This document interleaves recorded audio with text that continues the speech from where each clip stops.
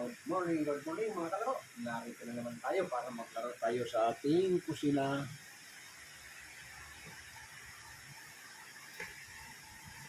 At ito, ang ating paglalaroan ngayon. Mayroon tayong dalagang bukid.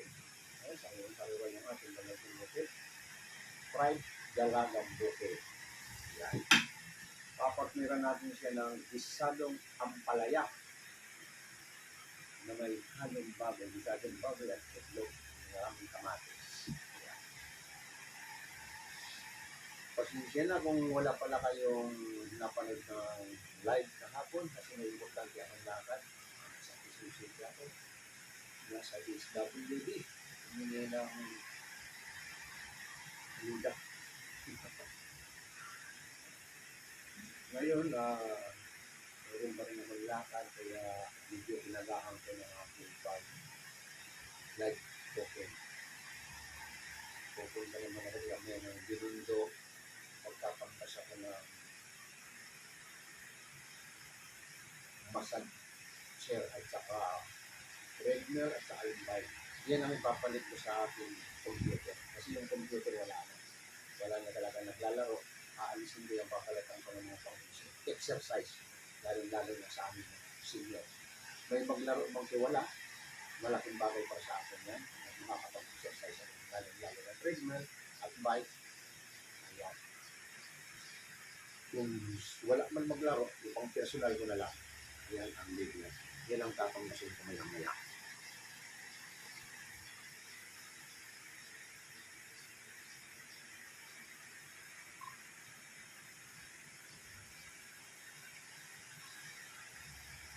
Good morning sa mga bagong daan. Lalo na yung mga kagigising lang. Oras natin 8 o'clock. Paano pa tayo?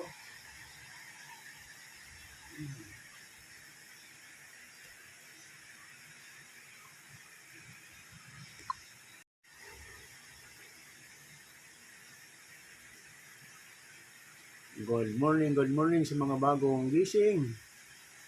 Ito. Ulit ko, sabi ko, yung mga gustong interesado talagang matutong magluto. Halimbawa, hindi mo gusto yung minuto ko ngayong araw na ito. Mag-isip ka kung anong gusto mong minuto. Mamili ka na lang sa aking YouTube at marami naka-download dyan ng mga iba-ibang putahe. Sabi ko nga sa inyo, kung hindi nyo makuha sa una, pangalawa, pangatlo, pang-apat, sigurado naman ako wala ka ng sablay. Pag natuto ka magluto, pwede ka na mag-apply sa mga restaurant, hotel, or abroad, magagamit mo ang natutunan mo sa iyong pagluto. Ang karamihan naman sa interview, for example, tinanong ka, ano ba mga panangkap ng kaldereta? Sasabihin niyo. Pag nabanggit mo na doon, tatanungin ka step by step. Ganun lang naman yun. Ngayon, bukod pa doon, ilang putahe ang alam mo. Kaya binibigyan ko ng tip yung mga nag-a-apply kasi ako, bilang busy ako nag-a-apply ng pa-abroad. Ganun lagi sa akin. Ang actual, yun, yung actual trade fee sa'yo. Ako nun sa Buhay Pandosit Hotel. Yan, din ako nag-trade fees nung pamunta ko sa magtatrabaho ko sa kampo ng USNT in Saudi Arabia. Pero ang nag-hire sa amin ay Ministry of Defense ng Saudi. Yan ang nag-hire sa amin. Kaya dyan ako nag-practice ng araw. At siyempre, ilang taon naman akong kusinero, kaya pasado naman. Yan. Ngayon, pag ikaw ay nag-apply, halimbawa, binibigyan ko lang tuloy yung mga gusto mong apply papuntang abroad. For example, Japanese food ang in-apply mo. Kailangan Japanese food ang topic mo. Pag sinabi mong international ka, ayan, dapat alam mo lahat ng klaseng luto ng buong bansa, buong mundo. Dahil international ang in-applyan mo. Ngayon, dahil nandito tayo sa Pilipinas, ang karamihan kadalasan na kinakain natin, Filipino food, tulad nitong ampalayang gisado, Filipino food ito. Pero dito sa Asia, hindi man kumakain ito. Kasi sa Asia, boy ito. Mag-India, Thailander, kumakain ito. Ayan lamang, iba-iba katulad ito. With oyster sauce, ala Chinese food na yan. Pag nilagyan mo oyster sauce, ala Chinese food na yan. Walang sabaw. Karamihan kasi yan ang oyster sauce. Talagang ginagamit din sa gulay. Pag pure na Pilipino food, igigisa lang natin dito sa kamatis, sibuyas. Yan. Ganun lang. Ngayon, masarap kasi kumain tulad itong gulay. May kapartner na dito. Kaya pinarisan ko ng 5 dalawang puti. Okay?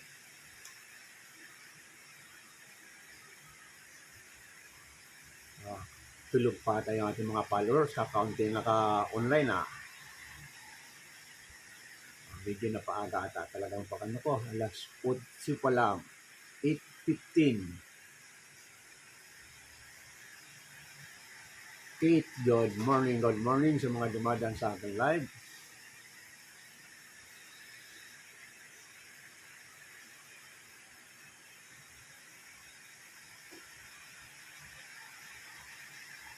Ngayon, pag ito yung nagbibisa ng gulay, mag-iba-iba kayo ng halo.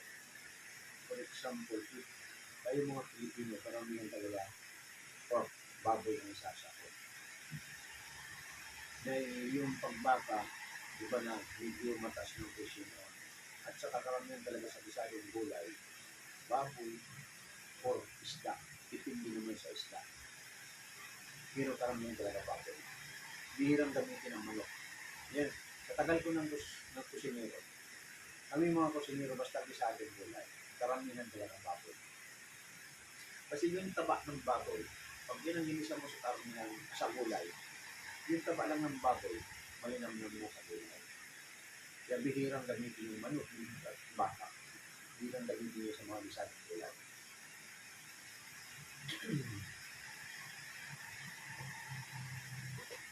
Ngayon, punta na tayo sa kalan para makatapos tayo maaga. Dahil sabi ko nga, may lakad ako. Punta na tayo sa kalan para makatapos tayo maagad. Okay, narito na tayo sa tapat ng kalan. Magpainit na muna tayo ng mantika. Ito yung pinagprituhan ng manok. Ahikon pala, yung crispy shrimps. Yung mangula-mula. Pangalawang gamit ito. Sayang.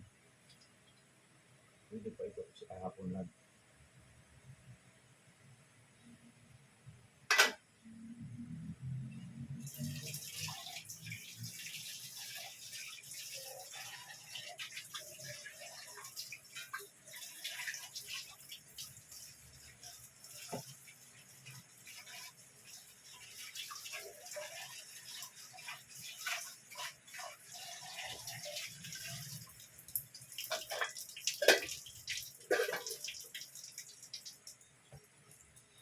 Ang galit ng pala.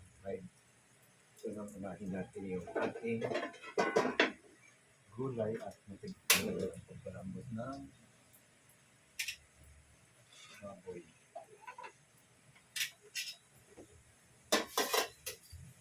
Diba?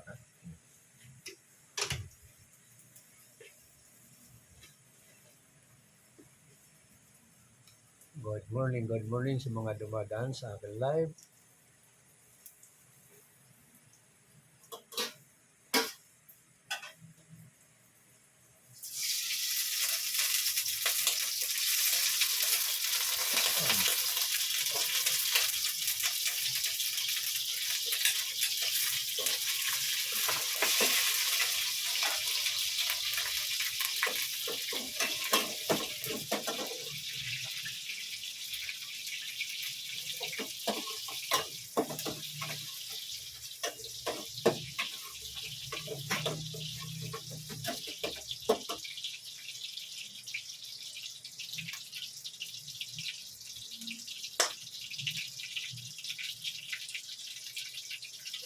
Ito, sa bisadong gulay natin, inuuna natin ang bawang.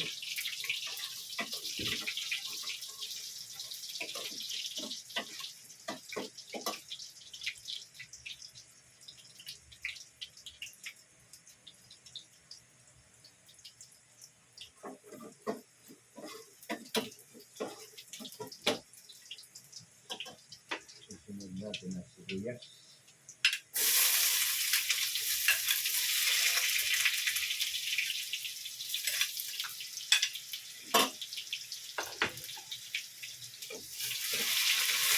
Papainit na rin tayo ng mantika sa ating fried fish. Ayan, ginamitan natin ang Baguio oil.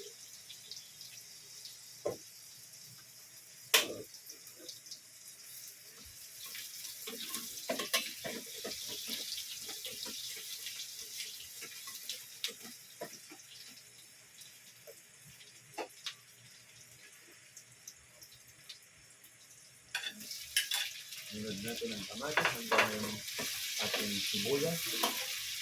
Ayan. Ayan.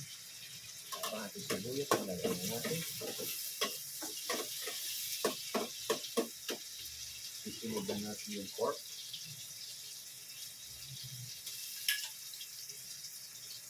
Yung ating ampalaya pala ay halagang 45 yung ampalaya. At ito yung pork naman na sinahog natin halagang 70. 115. Kamatis, sibuyas. 115. Mantika. Abot sa halagang 150. Pero ang kakain naman nito ay 7 to 8 person ang kakain.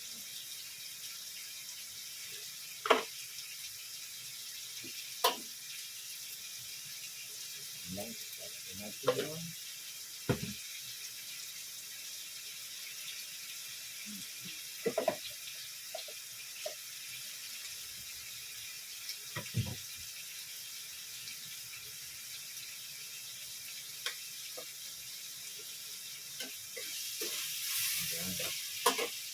Medyo hinaan natin ang apoy para tayo prito.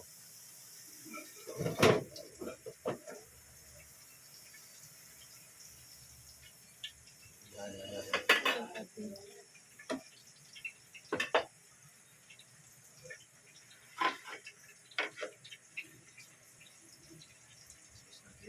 at kanya natin ang counting flour para hindi magsikip.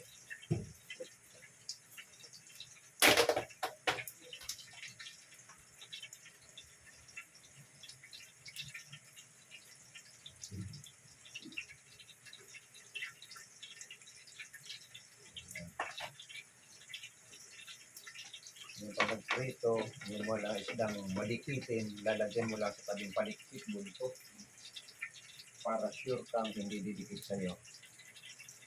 Para buo pa rin ang iyong prito.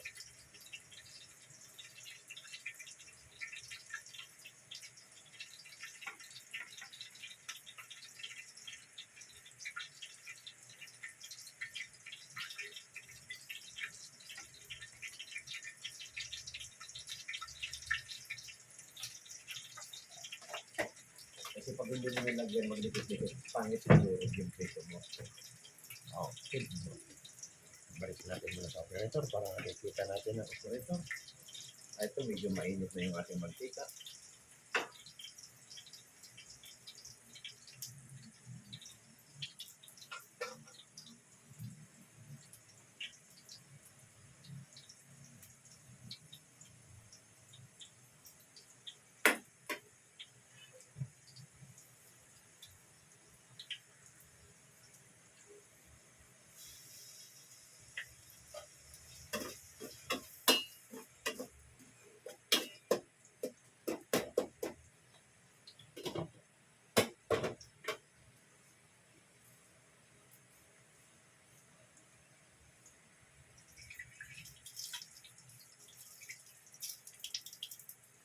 Ito, mainit na yung ating mantika. Pwede na natin ilagay ang prito. Patutan natin. Ayan.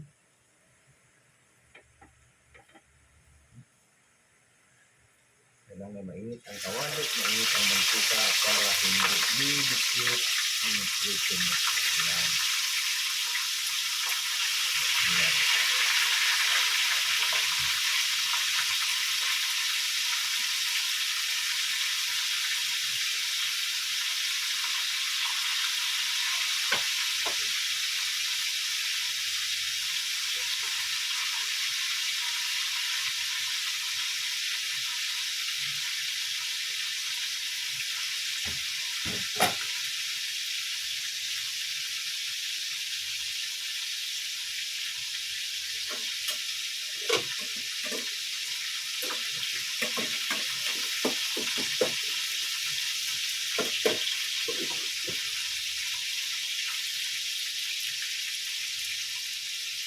Okay.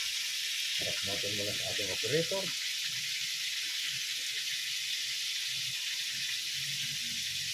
Good morning sa mga bagong open.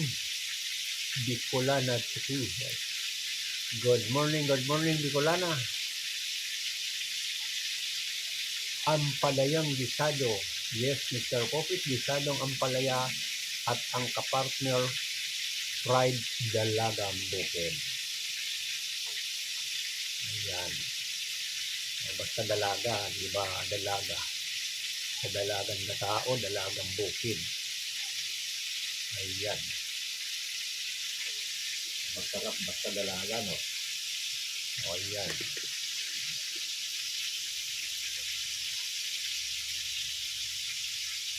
Ngayon, yung ating paghihiwa ng ating ampalaya sa ating mga baguhan, hindi mo na kailangan pigain ang ampalaya. Pag hiniwa, nilagay mo sa isang bowl, patakan mo ngayon ng asin at lagyan mo ng tubig. Ganun lang, yan. Malambot sa sano. Malambot na. Ngayon, pag gagamitin mo na, balnawan mo, baka umalat. Balnawan mo kasi yung asin na nilagay mo, pag hindi mo binalnawan, yun maalat. Mahilig din ako sa ampalaya. Sa aming mga senior, ayan, tayo nagbabasa sa ating mga pang-araw-araw na dapat natin kainin mga senior. Ito pala nga, baka mapanood din ng kapwa ko senior ito. Tayo mga senior, lagi tayong agam-agam sa paniniwala natin sa ating mga nakikita sa social media. Ngayon para hindi ka mag-alinlangan, search mo na lang kung anong benefit ang makukuha mo sa isang bagay. Tulad ng gulay sa ampalaya. Napakalaking bagay sa ating mga senior ito.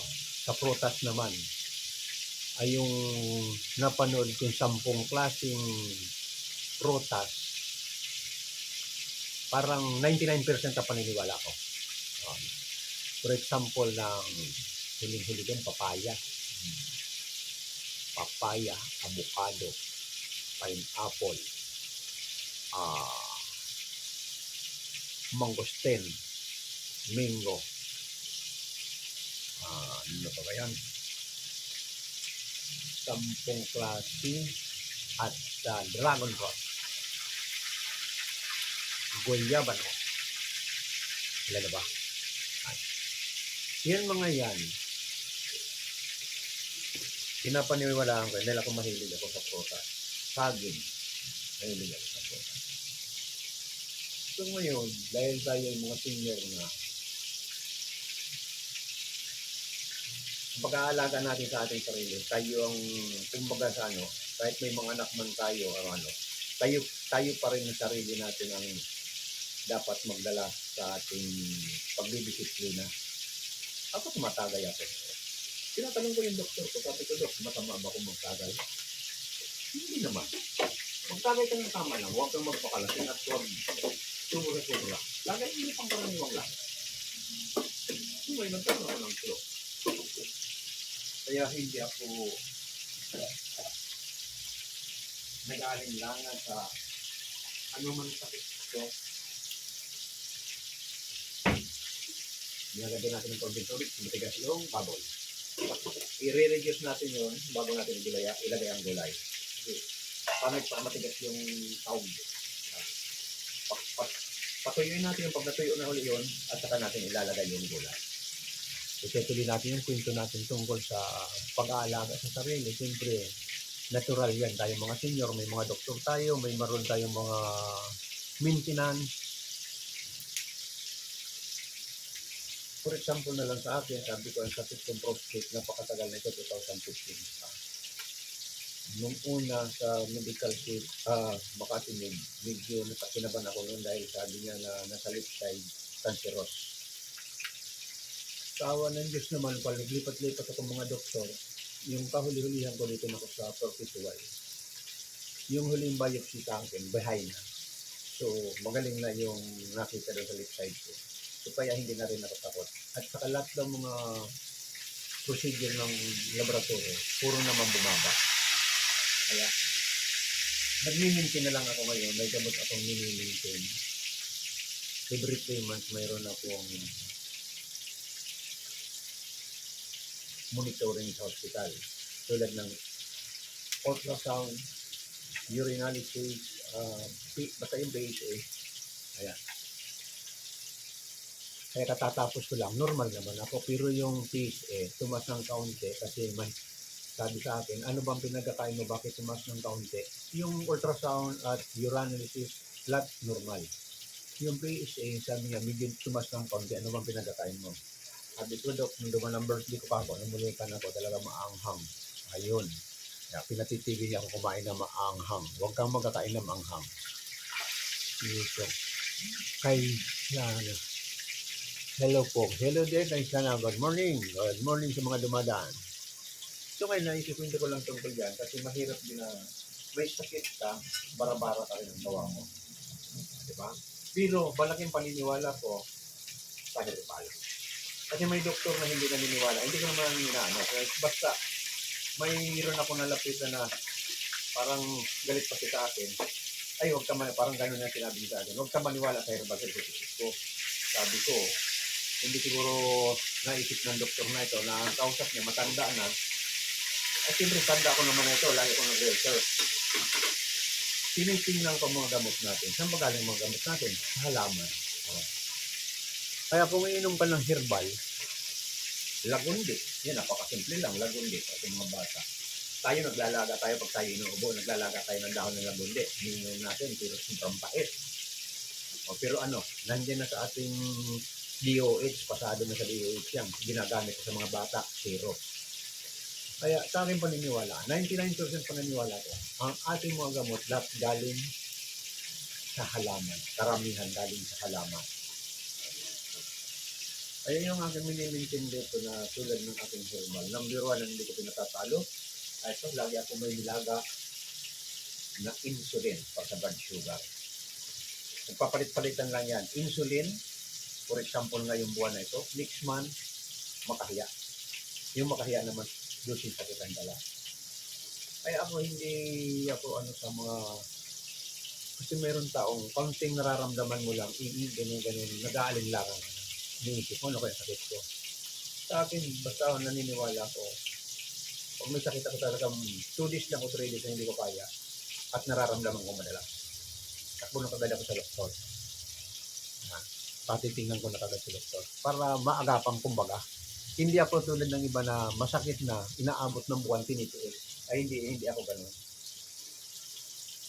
2 days to 3 days lang, hindi lalo-lalo pang tulog ng katawan. Takbo na kagad ako sa doktor. Kasi mahirap nung hindi mo alagaan ang sarili natin. Lalo na pag sa loob ng katawan, hindi mo alam, baka mamaya may bukol na doon, naging cancerous na. Kaya, ganun ako mag-alaga sa aking sarili. So, ngayon, putulin na natin ang kwento tungkol sa mga pag-ano ng ating mga herbal. Nandito na tayo sa ating niluluto. Ito, yung pinakikita ko sa inyo, iharap natin muna sa kalan. Ayan. Malapit na. Ito yung ating nilagay kong tubig sa ginisang baboy para sa ampalaya.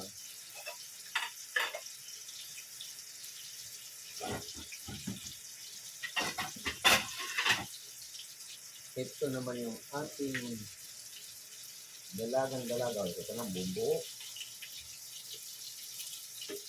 Hindi dumidikit sa kawali. At magkadikit man sa dalawa, pero hindi dumidikit sa kawali. Ganyan ang pag-prito pag nilagyan mo ng kaunting flour o kaya cornstarch. Lalo-lalo na sa mga palikpit at buntot, doon na sila lagyan. Ito na yung ating fried fish.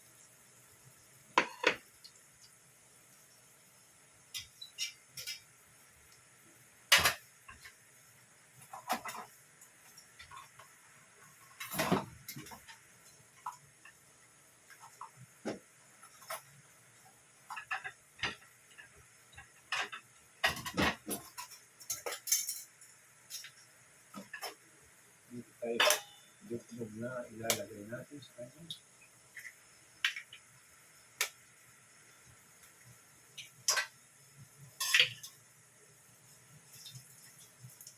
Ayan. Itong itlog nito, ilalagay mo sa gulay. Pag malapit mo na siya tatanggalin. Babatiin mo siya kasi pag hindi mo na binati, naghihiwalay-hiwalay sila. Dilaw at sa puti, namumuo yung puti. Pangit tingnan. Kaya kailangan batiin mo siya. Ayan, patuyo mo siya. Kaya bandawan na natin yung gulay.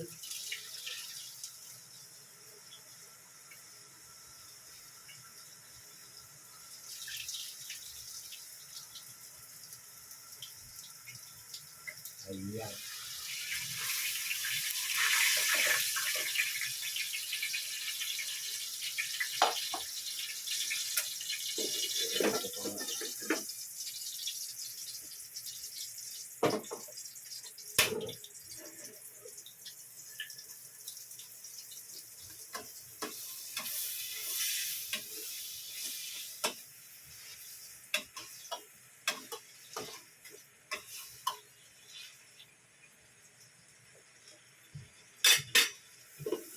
Lagyan natin ng natin muna sa operator.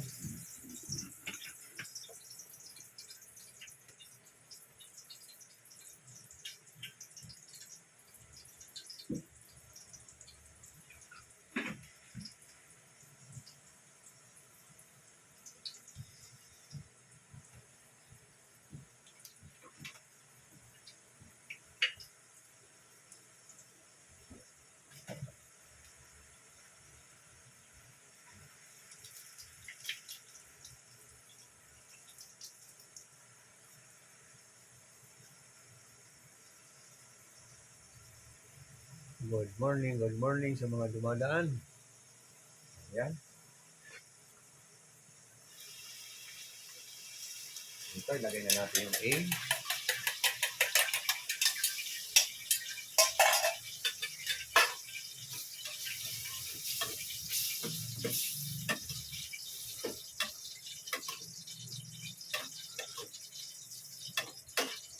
Ayan. Lagyan na natin ng konting magic. Ayan. Lalagyan natin ng konting Knorr seasoning. Ayan.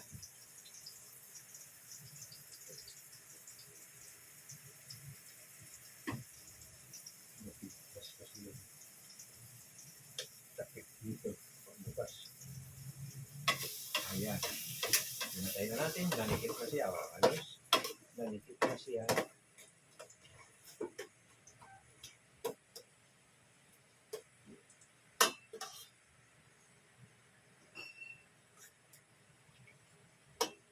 Tama-tama na ang alat.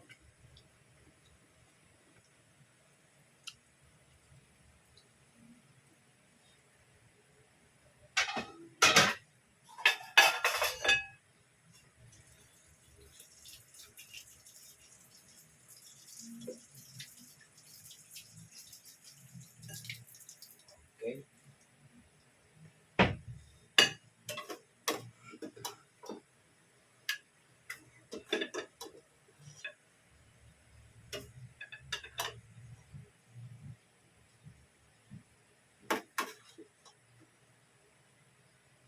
Yan. Ganun lang po yung ating pampalaya. Yan.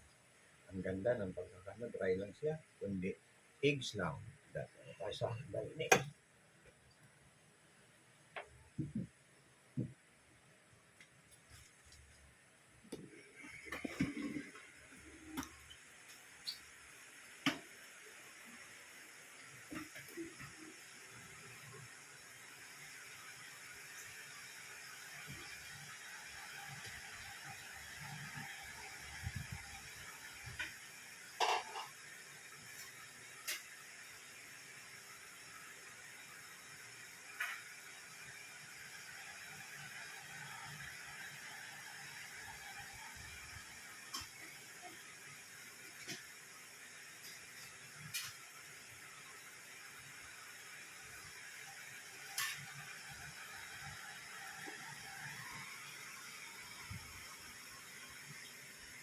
Ititikman natin kasi may lakad niya ako kaya sabi ko hindi pa natin kakain.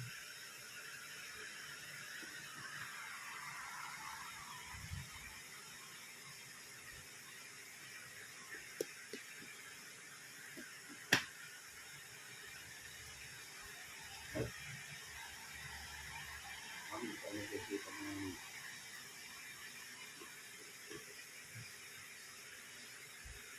ayan.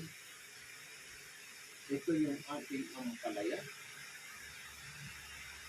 Yung ating fried fish.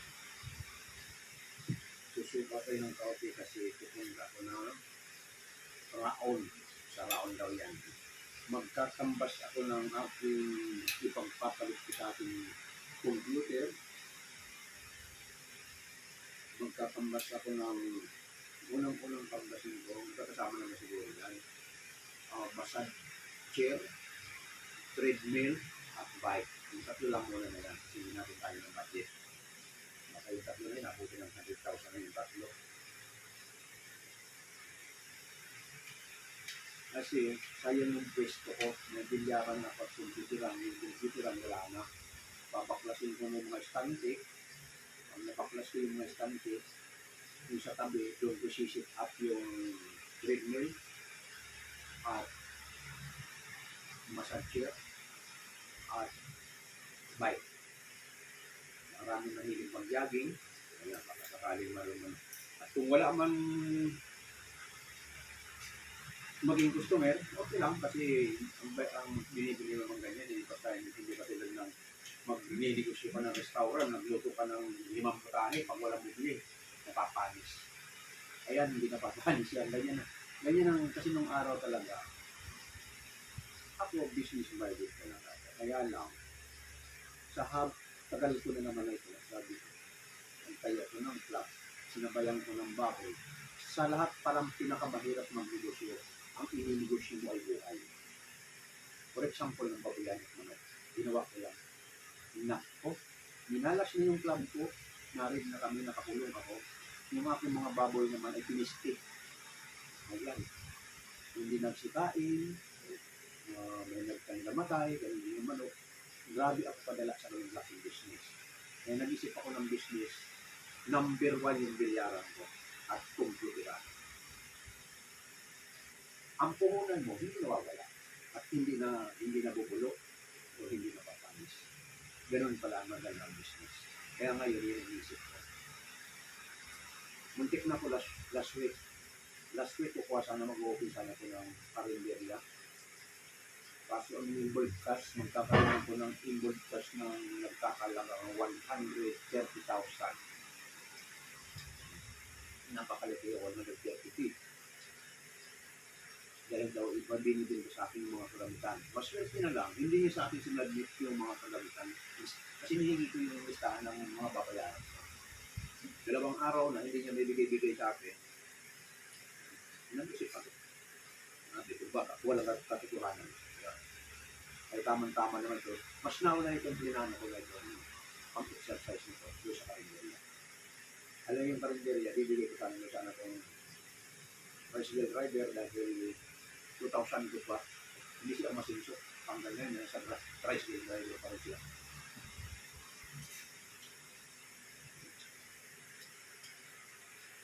At titikman natin natin fried nilagang buko.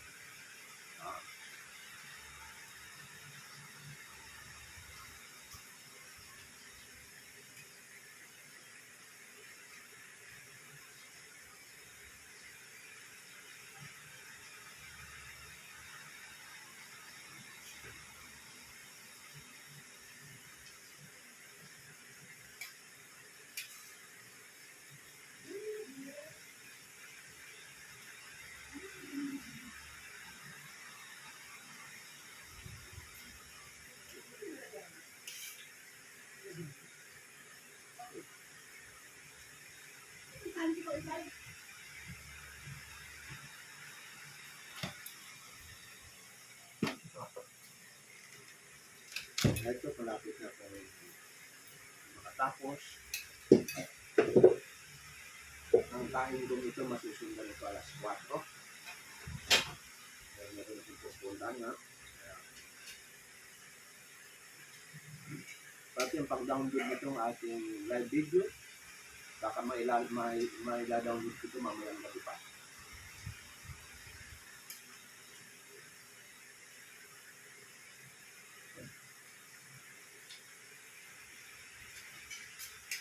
Masarap yung ampalaya. Hindi na siya sa pita isla.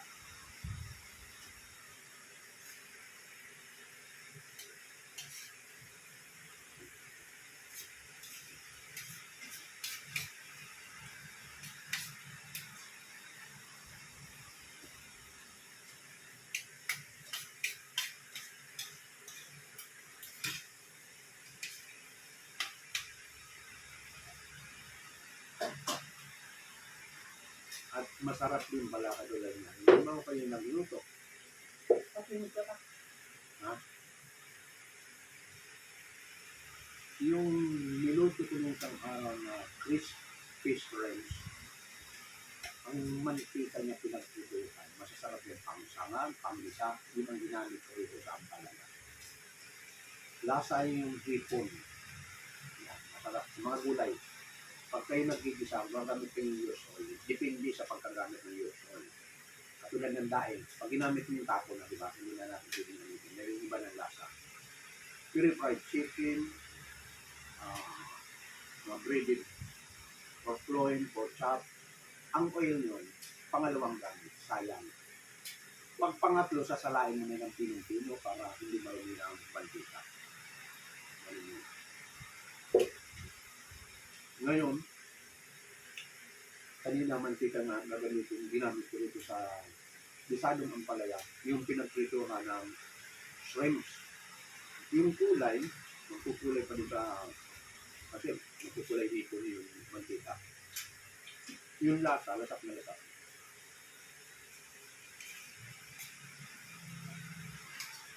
Kaya kahit sa fried rice, masarap din yung fried rice.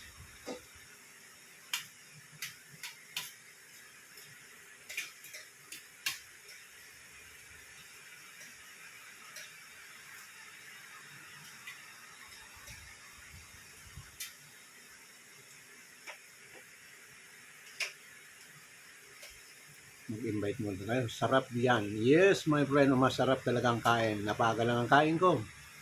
Almusal ito, hindi natin matawag po itong tanghalian kasi ang oras natin ay 8:49.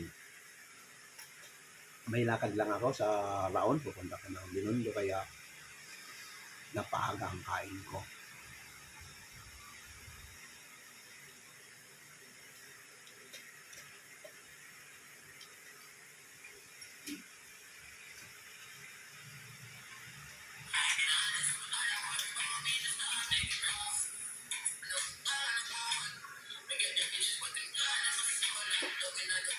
Good morning, my friend. Ricky, good morning. Taga saan ka, Ricky?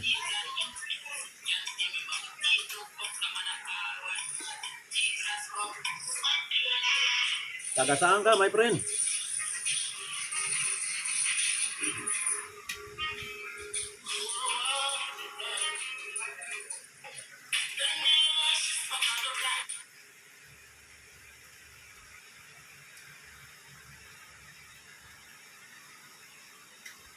Okay, sa ating mga nanonood sa YouTube, maraming salamat sa ating taga-subaybay. Tapos na naman tayo isang araw, bukas ulit.